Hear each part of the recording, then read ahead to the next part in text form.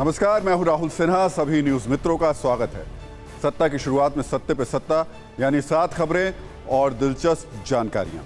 सबसे पहले हम महादेव के पशुपतिनाथ मंदिर में हुए महापाप की बात करेंगे। दावा है कि नेपाल के इस विश्व प्रसिद्ध मंदिर से 5 करोड़ रुपए का सोना चोरी हो गया। अब गर्भगृह से सोना निकालकर और उसे तोलकर जांच की जा रही है। ये खबर करोड़ों सनातन प्रेमियों और शिव भक्तों को चोट पहुंचाने वाली है। फिर बंगाल में बम तंत्र का नया स्टार्टअप देखिएगा, जहां बम बनाने के लिए 200 रुपए और 2 पैकेट बिस्किट की दिहाड़ी दी जा रही है। बंगाल में बम के विस्फोटक बाजार पर सियासत भी धमाकेदार हो रही है। पंचायत चुनाव के बमबाज सीजन का एपिसोड थोड़ा ध्यान से देखिएगा। फिर एक महिला की मौत पर जिम्मेदारी के उस शॉर्ट सर्किट की बात करेंगे जिसमें जांच के नाम पर पल्ला झाड़ने का खेल हो रहा है। हद यह है कि नई दिल्ली रेलवे स्टेशन पर करंट लगने से एक महिला की मौत हुई, लेकिन इसके लिए जिम्मेदार कोई भी नहीं। बड़ी खबर पाकिस्तान से है, जहां आज डर ट्रेंड कर रहा है। वजह है रक्षा मंत्री राजनाथ सिंह का बयान, जिन्होंने कहा कि जरूरत पड़ने पर भारत बॉर्डर पार करके फिर से हमला कर सकता है। राजनाथ सिंह ने यह भी कहा कि पीओके से भारत में मिलने की मांग तेज हुई है। आज पीएम मोदी ने मणिपुर के हालात पर हाई लेवल मंथन किया, जिसमें गृह मंत्री के साथ वित्त मंत्री भी मौजूद थी। पीएम ने निर्देश दिया कि मणिपुर में पेट्रोलियम पदार्थों के साथ गैस की कमी नहीं होनी चाहिए। साथ ही शांति बहाली के उपायों की भी समीक्षा की गई। आज एक सवाल भी ट्रेंड कर रहा है कि क्या विपक्षी एकता का बुखार उतरने लगा है। बंगाल की सीएम ममता बनर्जी ने आज कूच बिहार में कहा कि कांग्रेस बंगाल में बीजेपी की ही टीम है, इसलिए उसे पंचायत चुनाव में वोट ना करें। ममता ने कांग्रेस, सीपीएम और बीजेपी को महाघोट बताया। विपक्ष में कितनी एकता है, यह बड़ा सवाल है, लेकिन देश में क्रेडिट कार्ड की सत्ता मजबूत हुई है, जो अच्छा संकेत बिल्कुल भी नहीं है। एक साल में देश में क्रेडिट कार्ड का बकाया 30% बढ़ा है। यह ओवरऑल बैंक लोन की तुलना में करीब 2 गुना है। अप्रैल में क्रेडिट कार्ड का बकाया पहली बार 2 लाख करोड़ रुपए से ज्यादा हो गया है।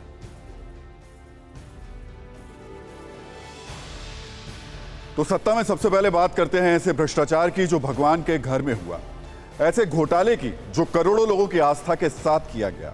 यह घपला हुआ है विश्व प्रसिद्ध पशुपतिनाथ मंदिर में, जो नेपाल की राजधानी काठमांडू में स्थित है।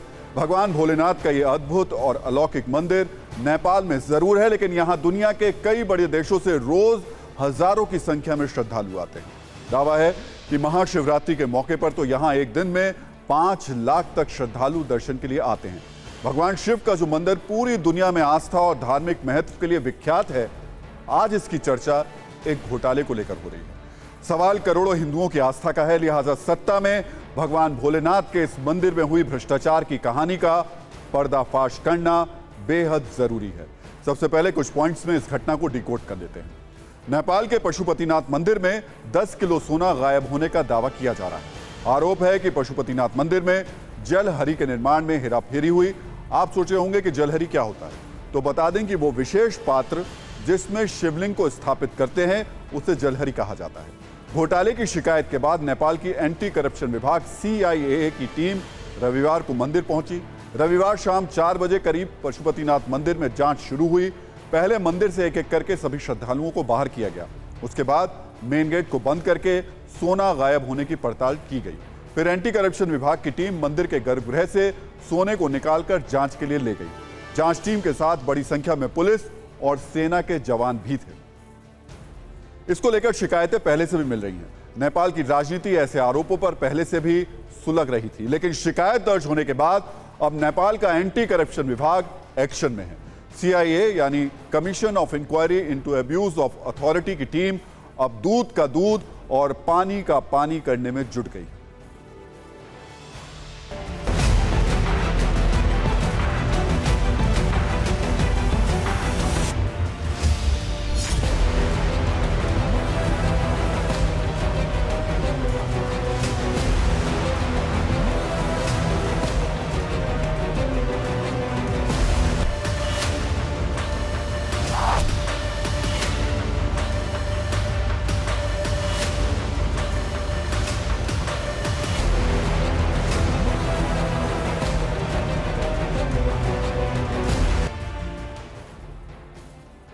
अब सबसे बड़ा सवाल है कि आखिर भगवान के घर से सोना किसने गायब किया।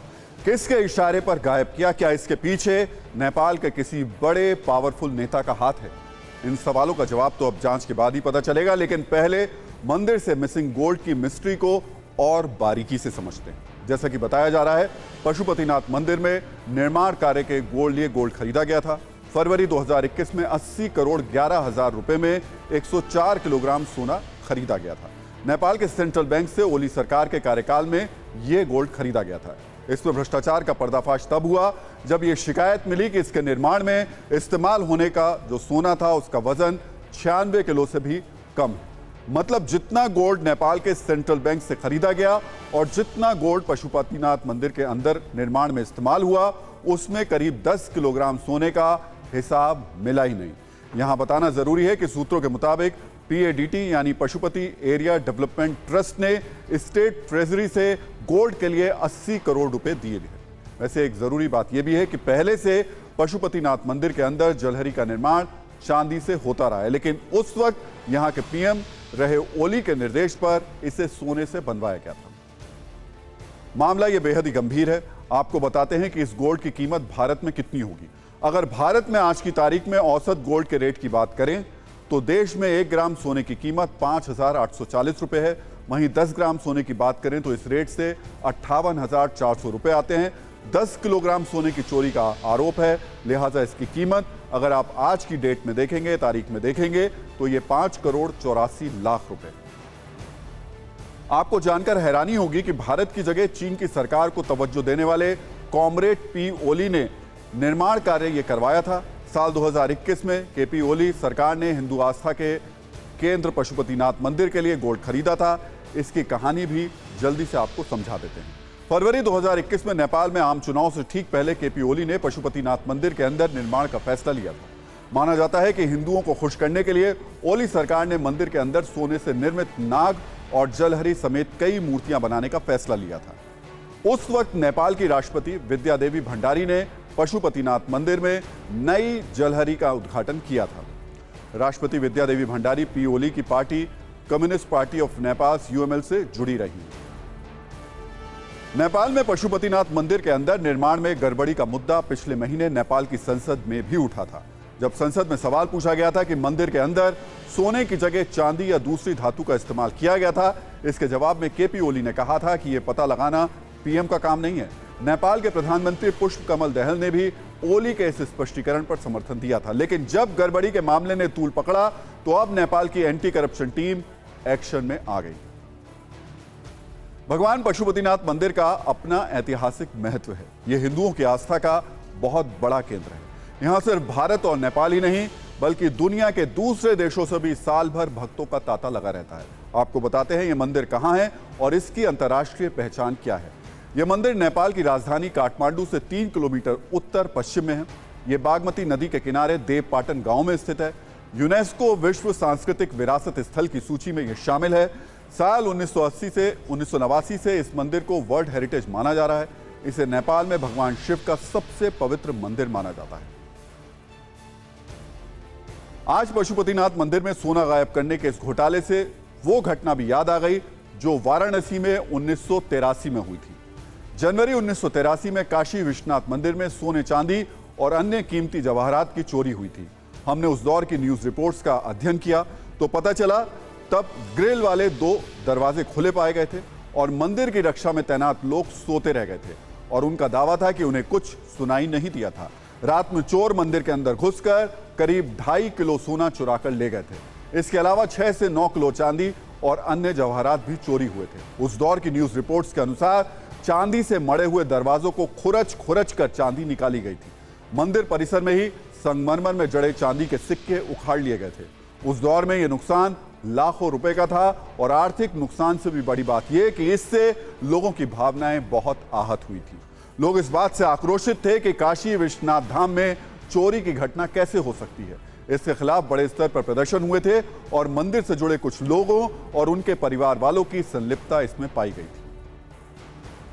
दुनिया भर में भगवान शिव के करोड़ों भक्त हैं। ऐसे में पशुपतिनाथ मंदिर में हुई चोरी बड़ा ही गंभीर विषय है। नेपाल में इस पर बड़ा बवाल हो रहा है। हमारी नजर इस पूरे घटनाक्रम पर है। आगे भी हम इस खबर से जुड़ा हर अपडेट अपने न्यूज मित्रों को देते रहेंगे। और सत्ता में अब बात उस सोनार बंगला की जो हर चुनाव से पहले बमबाज बंगला बन जाता है। इलेक्शन लोकसभा का हो, विधानसभा का हो या फिर पंचायत का, हर बार बंगाल में इतने बम मारे जाते हैं कि पूरा इलाका धुआं धुआं हो जाता है। लेकिन अब इसी बंगाल में बम वाला स्टार्टअप भी शुरू हो चुका है। मतलब अब तक आपने अलग अलग बिजनेस वाले कई स्टार्टअप के बारे में सुना होगा, लेकिन आज हम अपने न्यूज मित्रों को बंगाल में बम वाले ऐसे स्टार्टअप के बारे में बताएंगे जहां बम बनवाने की दिहाड़ी है मात्र 200 रुपए और साथ में 2 बिस्किट के पैकेट। पिछले कुछ दिनों में आपने पंचायत चुनाव से पहले पश्चिम बंगाल के अंदर पुष्प वर्षा की तरह बम वर्षा वाली तस्वीरें देखी होंगी, जिसमें बम ऐसे फेंके जा रहे थे जैसे फूल फेंके जा रहे हों। राजनीतिक प्रतिद्वंदियों के बीच एक दूसरे पर बम मारक प्रतियोगिता के बेहद चौंकाने वाले सियासी और हिंसक राउंड देखे गए होंगे। आम की तरह बाल्टी में भिगोकर रखे गए बम वाले वीडियो भी आपने देखे होंगे। लेकिन आज हम आपको बम बंगाल की सबसे नई तस्वीर दिखा रहे हैं, जिनमें बंगाल पुलिस के लिए भर भर कर शर्मिंदगी वाले घूंट हैं। दरअसल पूर्वी मेदिनीपुर जिले के बसंतिया गांव में 2 लोगों को उस वक्त पकड़ा गया जब वो एक घर में बैठकर बम बांधने का काम कर रहे थे। स्थानीय लोगों ने इन्हें पकड़ने के बाद पहले पीटा, फिर पुलिस के हवाले कर दिया। जब पुलिस ने आरोपियों से पूछताछ की तो पता चला कि पंचायत चुनाव से पहले हिंसा फैलाने वालों ने बम वाला धमाकेदार और विस्फोटक स्टार्टअप शुरू किया है। पकड़े गए आरोपियों ने इस बात का भी खुलासा किया कि बम बनाने की बात वैसे तो 2000 रुपए में तय हुई थी, लेकिन बाद में मामला 200 रुपए और 2 बिस्किट के पैकेट पर रफा दफा कर दिया गया। अब हर बार की तरह बंगाल में खुले नए बम बाजार पर भी बीजेपी और टीएमसी के बीच जोरदार वाक युद्ध चल रहा है। बीजेपी का आरोप है कि टीएमसी के लोग चुनावी आतंक फैलाने के लिए बम बना रहे हैं, जबकि टीएमसी का कहना है कि बम बनाने के लिए बीजेपी ने ही बाहर से लोग मंगवाए हैं। इस खबर पर हम आपको एक रील दिखा देते हैं।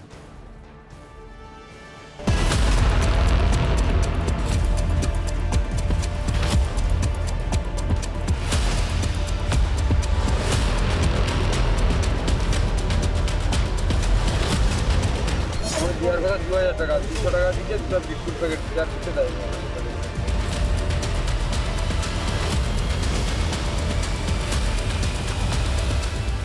इंटीरियर ज़्यादा और इसमें ध्यान दें ताकि ये जो खुला है ना, ये नहीं होना चाहिए।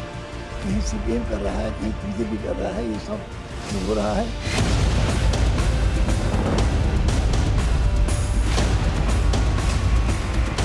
যাতে তাকে খুব অশান্তি এলাকায় অশান্তি সৃষ্টি করার যারা চেষ্টা করছে, আমরা পুলিশ প্রশাসনের কাছে কাতর আবেদন করব, যেই যুক্ত থাকুক এর ভিতরে তাকে যেন পুলিশে অ্যারেস্ট করে।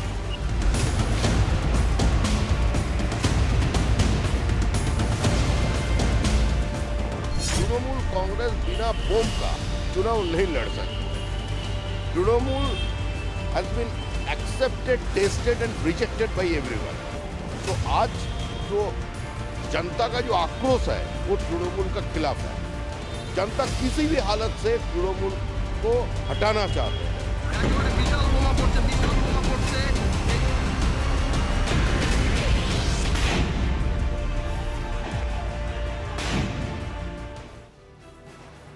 तो पिछले कुछ दिनों में पश्चिम बंगाल से बमबाजी की ऐसी तस्वीरें सामने आई हैं जिसे देखकर आप एक बार कंफ्यूज हो जाएंगे कि पश्चिम बंगाल में पंचायत चुनाव हो रहे हैं या फिर फिल्म गैंग्स ऑफ बंगाल के नए एपिसोड्स की शूटिंग चल रही है। बस फर्क यह है कि इसमें बम और बमबाज फिल्मी नहीं है, बारूद असली है, उसकी मारक शक्ति असली है, बहने वाले खून भी असली है, इससे होने वाली मौतें भी असली हैं। पंचायत चुनाव के नाम पर कैसे बंगाल में दहशत बेची जा रही है, हिंसा का खुलकर कारोबार किया जा रहा है, बम के स्टार्टअप शुरू हो रहे हैं, वो भी आपको बताते हैं। पश्चिम बंगाल के बहुत सारे घरों में पिछले कुछ दिनों में जैसे बम बनाने वाली कई फैक्ट्रियां खोल दी गई हैं और 24/7 किसी प्रोडक्ट की तरह बम का प्रोडक्शन किया जा रहा है। हम आपको बंगाल में बम तंत्र वाले कुछ सबूत भी दिखा देते हैं। पिछले 1 महीने में सिर्फ मुर्शिदाबाद से 20 से ज्यादा मौकों पर बड़ी संख्या में देसी बमों को बरामद किया गया। 24 जून को सिर्फ बेलडांगा में पुलिस ने 50 से ज्यादा बम रिकवर किए। रघुनाथगंज, हरिहरपारा, रेजीनगर जैसे इलाकों से 50 से ज्यादा बम जब्त किए गए। इसके अलावा साउथ और नॉर्थ 24 परगना से भी बड़ी संख्या में बमों को पुलिस ने अपने कब्जे में लिया है। यानी बंगाल में इस वक्त बम एक बहुत बड़ा बाजार बन गया है और पंचायत चुनाव ने इस बम बाजार को बूस्टर डोज देने का काम किया है। पश्चिम बंगाल में पंचायत चुनाव की तारीख 8 जुलाई है, लेकिन जिस दिन से बंगाल में इस लोकल इलेक्शन की डेट शीट आई है उस दिन से बंगाल में क्या क्या हुआ, हमने आज उसका एक क्विक रिकैप भी तैयार किया है। हमारी अपील है न्यूज मित्रों के साथ ये रिकैप खुद बंगाल की मुख्यमंत्री ममता बनर्जी और उनकी पुलिस भी जरूर देखे, जिससे उन्हें कम से कम इस बात का एहसास हो जाए कि राज्य के 2245 पुलिसकर्मी भले ही दीदी के सांसद भतीजे को वीआईपी सुरक्षा देने के लिए चुस्त दुरुस्त रहते हैं, लेकिन चुनावी हिंसा को रोकना शायद उनके लिए वीआईपी कार्य नहीं है। भतीजे बुआ सीएम है हमारी वाले मॉडल पर चल रहे हैं और इस सब के बीच बमबाजों की मौज है। उनकी पूरी कोशिश है कि पंचायत चुनाव में लोकतंत्र को बमतंत्र से हरा दिया जाए। सबसे पहले हमने ही आपको बताया था कि बंगाल में क्रिकेट वाले स्टंप को हिंसा का नया हथियार बनाया गया है और मुर्शिदाबाद, मालदा और मिदनापुर जैसे जिलों में विकेट की बिक्री 100% तक बढ़ गई है। जब से पंचायत चुनाव का ऐलान हुआ है पश्चिम बंगाल में 5 लोगों की हत्या हो चुकी है, जिसमें 3 कार्यकर्ता तो खुद टीएमसी के ही हैं। खुद सुप्रीम कोर्ट बंगाल की पुलिस पर सवाल उठाते हुए राज्य चुनाव आयोग को यह आदेश दे चुकी है कि पंचायत चुनाव के दौरान सेंट्रल पैरामिलिट्री फोर्सेस की तैनाती की जाए। पंचायत चुनाव के कई उम्मीदवार अपनी जान बचाने के लिए बंकर और सेफ हाउस में छिपे हुए हैं। पश्चिम बंगाल में स्वतंत्र और निष्पक्ष पंचायत चुनाव के लिए केंद्रीय बलों की 822 कंपनियों को तैनात किया गया है। आमतौर पर एक पैरामिलिट्री कंपनी में 80 से 150 जवान होते हैं। अगर 100 जवानों का औसत भी मान लिया जाए तो 82,000 से ज्यादा जवानों की तैनाती की जाएगी। लेकिन बंगाल के बमबाजों के सामने इस इंतजाम को नाकाफी बताते हुए प्रदेश कांग्रेस अध्यक्ष अधीर रंजन चौधरी ने और अधिक केंद्रीय बलों की तैनाती की मांग की है। उन्होंने पंचायत चुनाव को एक चरण में कराए जाने के बजाय कम से कम 6 चरणों में कराने की मांग की है।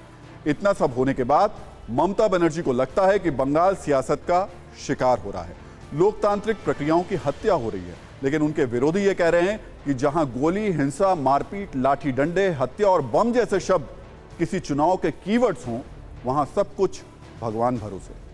सत्ता में बात एक ऐसी खबर की जो ये बताएगी कि अगर सिस्टम में लीकेज हो तो इसकी कीमत सिर्फ और सिर्फ आम आदमी को चुकानी पड़ती है। यह खबर उस नई दिल्ली रेलवे स्टेशन की है जहां रविवार को एक 34 साल की महिला की करंट लगने से मौत हो गई। 2 बच्चों के सिर से मां का साया छिन गया, एक परिवार उजड़ गया। लेकिन अफसोस की बात यह है कि इस खबर पर आपने कहीं भी शोर शराबे वाले डिबेट्स नहीं देखे होंगे, ना ही इसे किसी ने विश्लेषण के लिहाज से बड़ा समझा होगा। असल में यह खबर हमारी और आपकी जिंदगी से जुड़ी हुई है, जो पूछती है कि क्या वाकई एक आम इंसान की जान इतनी सस्ती है। आज से पूछना यह बहुत जरूरी है कि दिल्ली में महिला की मौत करंट से हुई या फिर लापरवाही से हुई। एक परिवार और 2 छोटे बच्चे की बर्बादी की जवाबदेही आखिर है किसकी?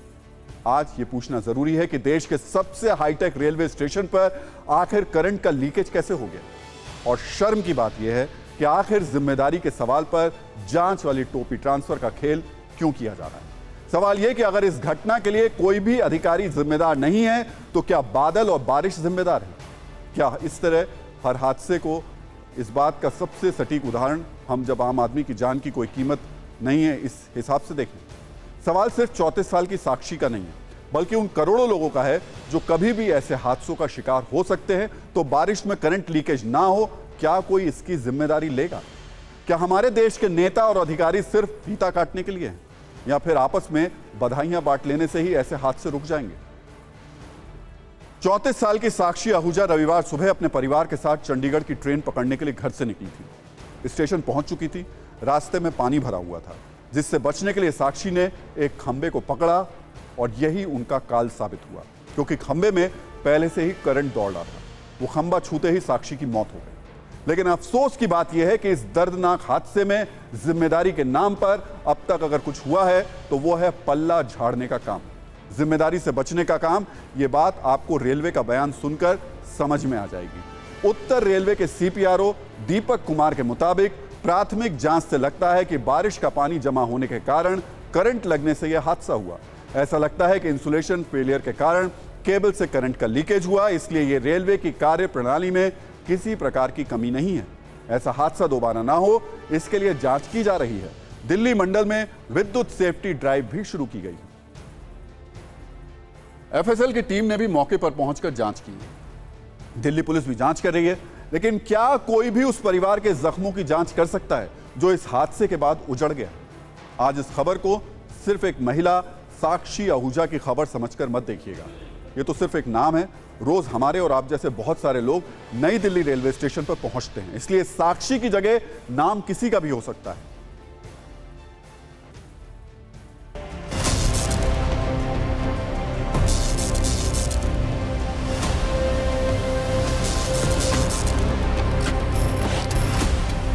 वंदे भारत ट्रेन पकड़ने अपने परिवार के साथ साक्षी आहूजा यहाँ पर पहुंची थी। पूरी रात मानसून की ये पहली बारिश थी, बारिश हो रही थी और इस वजह से ये जो सड़क आप देख रहे हैं यहाँ पर जल भराव हो गया था।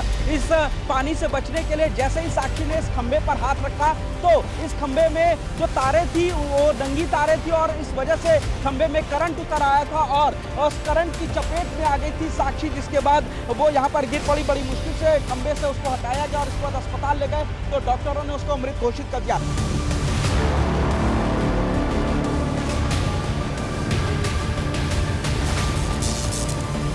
गलती सबसे बड़ी रेलवे वालों की, आईडब्ल्यू वालों की है, जो इनके कार्यकर्ता हैं, खंबे खुंबे जो बिजली का काम करते हैं, सारी गलती उन्हीं की है, लापरवाही उन्हीं की है।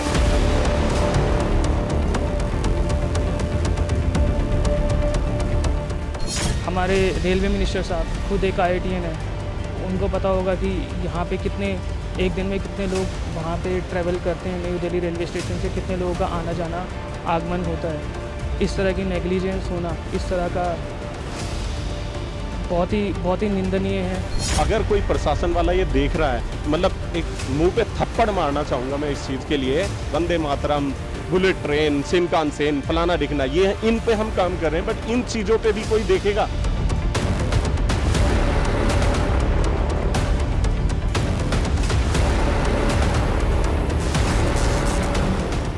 घोर लापरवाही है रेलवे अथॉरिटीज़ की, वहाँ के काम करने वाली CPWD स्टाफ की, इलेक्ट्रिकल मैन पावर जो इसको देखभाल करने वालों की। इसमें हमने FIR रजिस्टर कर दी है और इन्वेस्टिगेशन इसमें चल रही है। इसके अलावा हमने एक सेंट्रल इलेक्ट्रिसिटी अथॉरिटी होती है, उनको भी चिट्ठी लिखी है ताकि वो भी एग्जामिन कर सकें।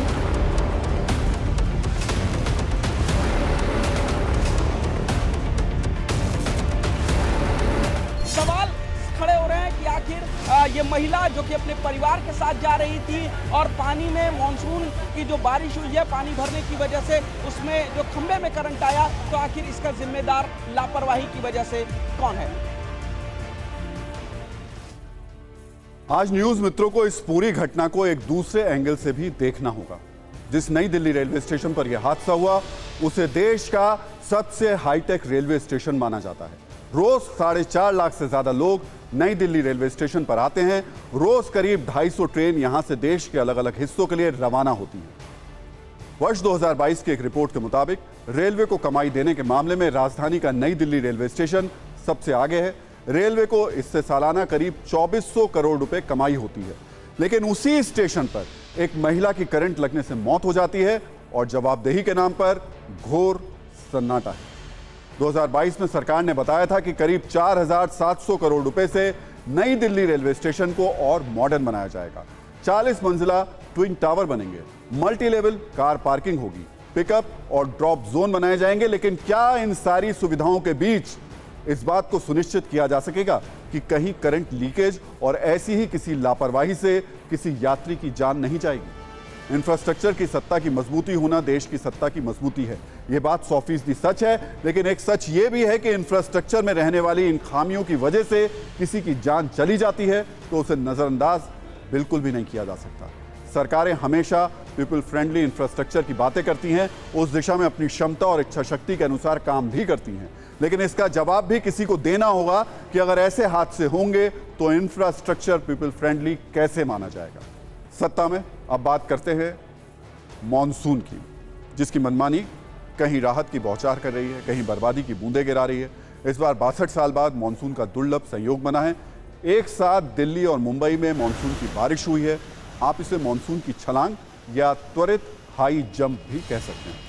इससे पहले 21 जून 1961 को दिल्ली और मुंबई में एक साथ मॉनसून की बारिश हुई थी। इस दिन के बाद से देश के इन दोनों महानगरों में मॉनसून के आने की तारीख अलग अलग रही है, लेकिन 62 साल बाद 25 जून को मानसून एक साथ दिल्ली और मुंबई दोनों महानगरों में झूम कर आया और गरज कर बरसा भी। मौसम विभाग की माने तो दिल्ली में मानसून अपनी तय सीमा से 2 दिन पहले पहुंच गया, जबकि मुंबई में यह 2 हफ्ते की देरी से पहुंचा। देश में मानसून की अब तक की गतिविधि असामान्य रही है। मानसून लद्दाख, हिमाचल प्रदेश, उत्तराखंड और जम्मू कश्मीर के बड़े हिस्से समेत उत्तर भारत में अधिकांश जगह तय समय या उससे थोड़ा पहले पहुंच गया, लेकिन मध्य भारत में यह अब भी तय समय से 2 हफ्ते पीछे है, जहां अधिकांश किसान खेती के लिए बारिश पर निर्भर हैं। मानसून के बदले हालात पर मौसम वैज्ञानिक क्या कह रहे हैं, जरा ये भी समझ लेते हैं। ये बड़ा सा क्लाउड पैच देख रहे हैं, ये एक लो प्रेशर एरिया बन गया। कल लो प्रेशर एरिया बन गया। हालांकि हमने भविष्यवाणी दे रखी थी कि आने वाले 3-4 दिनों में मानसून आगे एडवांस करेगा। ये लो प्रेशर एरिया बनने के बाद क्या हो गया कि जहां से हवाएं भी स्ट्रेंथन हो गई। जब भी यहाँ low pressure Bay of Bengal में बनता है तो यहाँ वेस्ट कोस्ट में हवाओं की स्ट्रेंथ ज्यादा हो जाती है। इसके बाद बे ऑफ बंगाल से हवाएं आपकी जहां पे नॉर्थ वेस्ट इंडिया में आनी स्टार्ट हो गई। उसका वही रीजन था कि जहां स्ट्रेंथन होने से आपका महाराष्ट्र का काफी हिस्से कवर हो गए, इंक्लूडिंग मुंबई कवर हो गया, और सिमल्टेनियसली ईस्टर्ली हवाएं जो बे ऑफ बंगाल से आ रही थी उसके प्रभाव से आपका नॉर्थ वेस्ट इंडिया में काफी हिस्से कवर हो गए, पंजाब, हरियाणा, इंक्लूडिंग एनसीआर, दिल्ली। अब आपको मानसून की ऐसी मनमानी से बर्बादी की तस्वीरें भी दिखाएंगे, लेकिन पहले दिल्ली में मानसून की मनमर्जी वाला कैलेंडर भी देख लीजिए। इस बार दिल्ली में मानसून दुर्लभ संयोग के साथ 25 जून को आ गया, जबकि पिछले साल इस बार से 5 दिन लेट 30 जून को आया था। वहीं साल 2021 की बात करें तो मानसून की गाड़ी और इस बार से करीब 18 दिन लेट थी, यानी साल 2021 में 13 जुलाई को दिल्ली के आसमान में मानसून वाले बादलों ने पानी बरसाया था। मौसम की इस मनमर्जी से देश का हिसाब किताब बिगड़ जाता है, किसानों की उम्मीदों पर पानी फिर जाता है। बारिश कैसे महंगाई का हंटर भिगो कर मारती है, ये भी देखिए। मॉनसून की ट्यूनिंग खराब होने की वजह से महंगाई बढ़ रही है। सब्जियों की कीमतों में तेजी देखी जा रही है, खासकर टमाटर का महंगाई वाला लाल रंग रुला रहा है। उपभोक्ता मंत्रालय के आंकड़े के मुताबिक 1 जून को दिल्ली में टमाटर का औसत रिटेल भाव 21 रुपए प्रति किलो दर्ज किया गया था और 25 जून को भाव 48 रुपए दर्ज किया गया। मतलब जून में दिल्ली में टमाटर की कीमत 129% तक बढ़ चुकी है।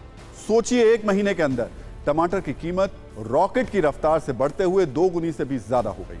वहीं दूसरे राज्यों में टमाटर की आसमान छूती कीमतों पर नजर डालें तो मध्य प्रदेश के मार्केट में कई जगह टमाटर की कीमत 80 से लेकर 100 रुपए तक है। उत्तर प्रदेश में भी कई जगहों पर कीमत 80 से 100 रुपए है। राजस्थान में 90 से 110 रुपए तक 1 किलो टमाटर की कीमत है, जबकि पंजाब में 60 से 80 रुपए प्रति किलो के हिसाब से टमाटर बिक रहे हैं। आपको बता दें कि कई राज्यों में बारिश के कारण टमाटर की फसल को नुकसान पहुंचा है। कुछ हिस्सों में भीषण गर्मी पड़ रही है, जिससे उत्पादन में गिरावट आई है। कई जगहों पर पड़ोसी राज्यों से पर्याप्त मात्रा में टमाटर की आपूर्ति नहीं हो पा रही है। कई जगहों पर इस साल टमाटर की बुआई पिछले साल के मुकाबले कम हुई है। इन वजहों से टमाटर की कीमत बढ़ चुकी है। महंगाई की कहानी सिर्फ टमाटर तक नहीं है, दूसरी सब्जियों और दाल की कीमतें भी ऐसे ही रॉकेट बनी हुई है।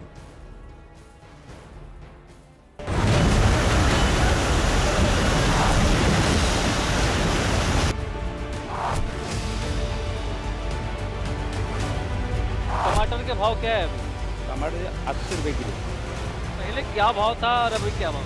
10 दिन पहले 15 दिन पहले 40 रुपये किलो था। 10 दिन में मार्केट में 22 रुपये से बढ़ गया 80 रुपये किलो बिके। भाव क्यों बढ़ा है? माल कम आ रहा है, खेती में माल कम है, इसके रेट बढ़ा है। भैया मेन प्रॉब्लम तो शॉर्ट टमाटर की है। ठीक है, टमाटर नहीं है कहीं भी, बहुत शॉर्ट है। बाजार भी ऊंचे हैं, 1600 रुपये तक हमने खरीदा है।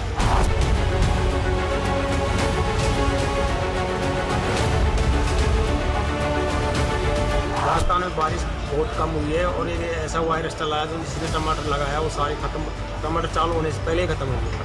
इस टाइम पे टमाटर महंगा बहुत चल रहा है, 1600-1700 रुपये चल रहा है। टमाटर अभी 100 रुपये किलो बिक रहा है और बाकी सब्जियों भी मतलब 100 के ऊपर 100-120 ऐसी चल रही है। जैसा कभी कोई कस्टमर अपने को कोई करीब खरीदने आता है टमाटर या कोई भी सब्जी जो 1 किलो लेने वाला है वो आधा किलो ले रहा है।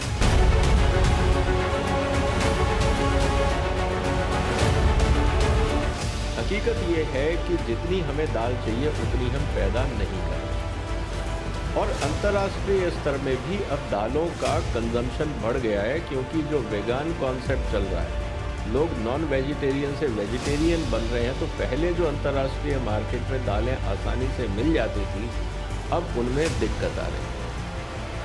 इसीलिए शॉर्टेज है और इसीलिए दालों की महंगाई बढ़ती है। टमाटर शॉर्ट हो जाए बरसातों की वजह से। बेंगलोर में तेजा टमाटर इधर अपना जो लाडवा चलता था लोकल, ये भी ख़त्म हो गया।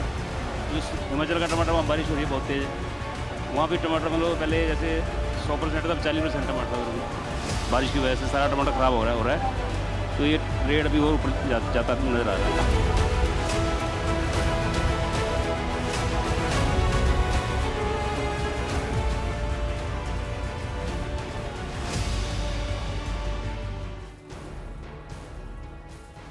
और अब मॉनसून का कोहराम देखिए, जो पहाड़ से मैदान तक कई जगहों पर देखने को मिला। कहीं बादल फटने से तबाही आ रही है, तो कहीं भारी बारिश ने सब कुछ जलमग्न कर दिया है। यूपी, हरियाणा, पंजाब, हिमाचल प्रदेश, क्या पहाड़ क्या मैदान, हर तरफ बाढ़ की विनाशलीला देखने को मिल रही है। मॉनसून की दस्तक ने कैसे हिंदुस्तान के कई राज्यों में बर्बादी का मौसम ला दिया, इसकी कुछ तस्वीरें आपको दिखाते हैं।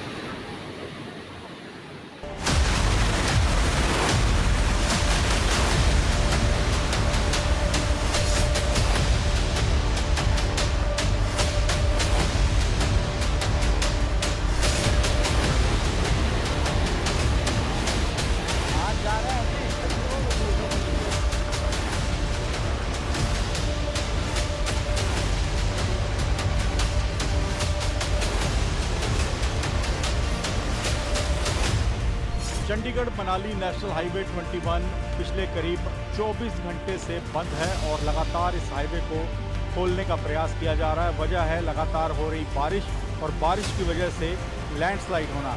लैंडस्लाइड होकर बड़ी बड़ी पत्थर की चट्टानें, भारी भरकम पत्थर हाईवे पर आ गए।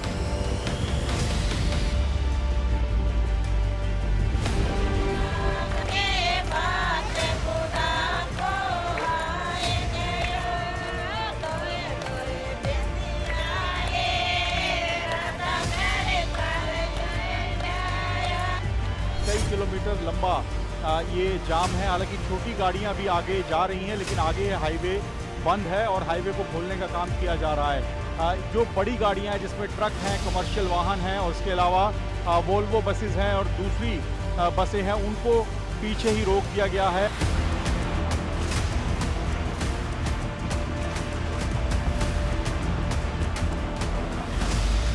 लोग सुबह 7 बजे से यहाँ पे फंसे हैं। आगे लैंडस्लाइडिंग है, इसलिए हमें मना किया आगे जाने को।